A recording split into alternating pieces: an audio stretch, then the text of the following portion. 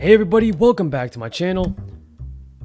This is your fourth stimulus check update and daily news report. There's a ton of information that we have to cover surrounding your stimulus check as well as the social security benefits.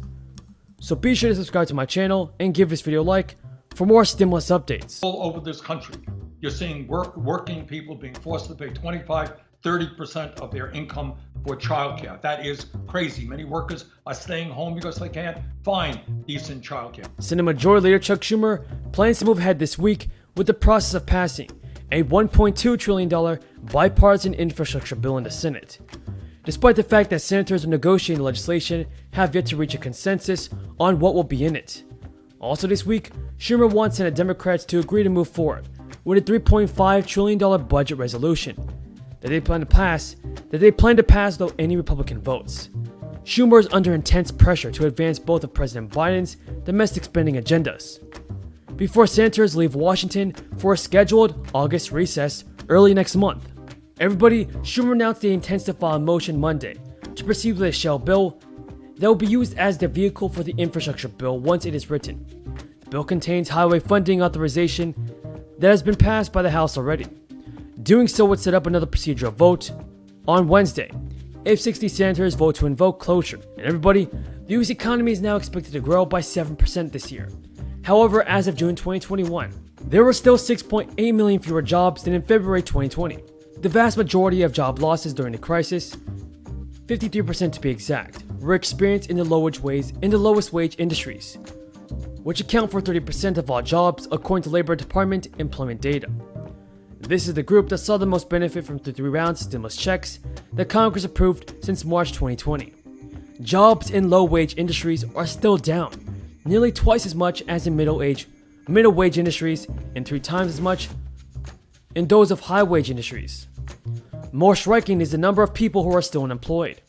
According to the Census Bureau's basic monthly current population survey in early June, over 23 million people either met the official definition of unemployed or live with someone who did. But there are almost 3 million people who were left out of the official unemployed figure in May. These include 2.5 million people who didn't look for the work because of the crisis. So Democrats are drawing up dual legislation that would include much of President Biden's infrastructure proposals in the American Jobs Plan, like tackling climate change and the challenges it presents. They were left out of the bipartisan framework, as well as the soft infrastructure from proposals in the American Families Plan, which will expand healthcare coverage, childcare, and education. It is possible that Democrats will include a 4th round of stimulus payments into the American Families Plan before it is signed into law. Democrats are planning to extend the changes to the child tax credit, including the American Rescue Plan. And I think most Americans understand it. For many, many years now, we've had a government that has bent over backwards to take care of the needs of the rich. So Biden told negotiators during the gathering that the labor and business leaders were not here to negotiate with one another. And he said that unions have already expressed support for the measure. Joe Biden told everybody, "We're looking for this bipartisan effort to get this infrastructure bill passed." It's not just about energy versus the environment. It's not about business versus labor. It's basically about a race to the future.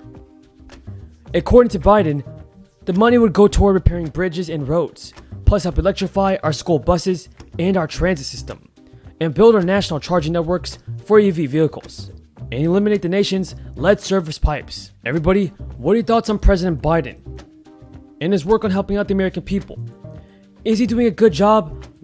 Leave a comment down below saying yes or no. It's all about basically the race to the future. I've been traveling the world lately and back out where I used to spend a lot of time in the G7 and meeting with the summits with the Russians and people. We remain committed to supporting the people of Haiti in this challenging time. Also, a vaccine sharing update for you. We shipped a record number of doses to a record number of countries this week. 22 million doses went out to 23 countries, including Guatemala, Senegal, Zambia, Niger, Gambia, El Salvador, Honduras, the Central African Republic, Cameroon, Lesotho, Panama, Vietnam, Georgia, Pakistan, Tanzania, Mozambique, Benin, Morocco, Tajikistan, Colombia, Madagascar, Liberia, and Eswatini.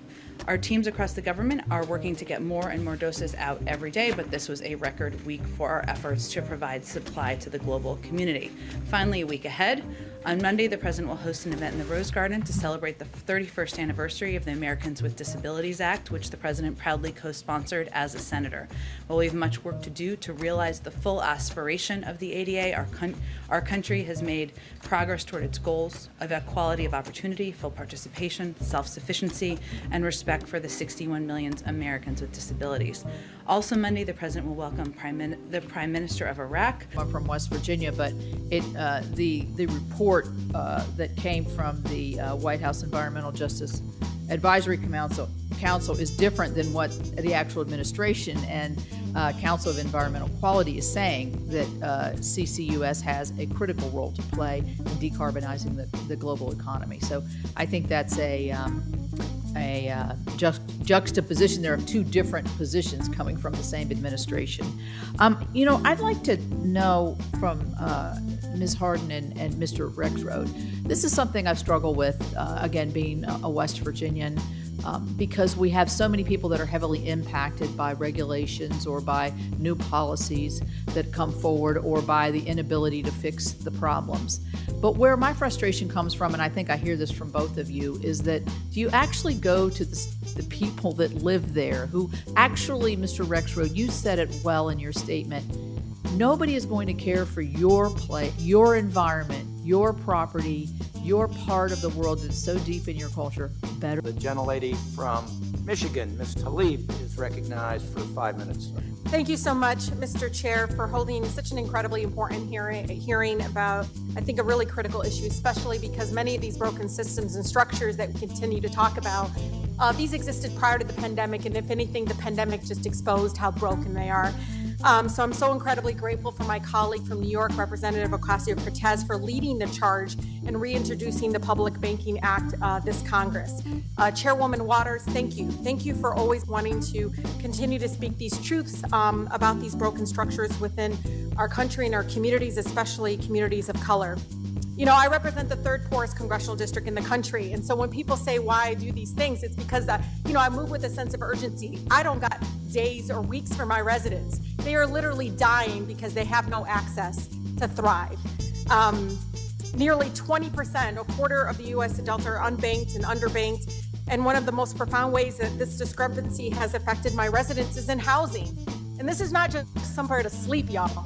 This is where people use their housing to put their kids through college, to get out of poverty. It's stability. So it is really bizarre. Some of them, maybe not bizarre. Maybe there's a different word when people say too big to fail. We got to bail them out right now. And one funny thing, too big to fail.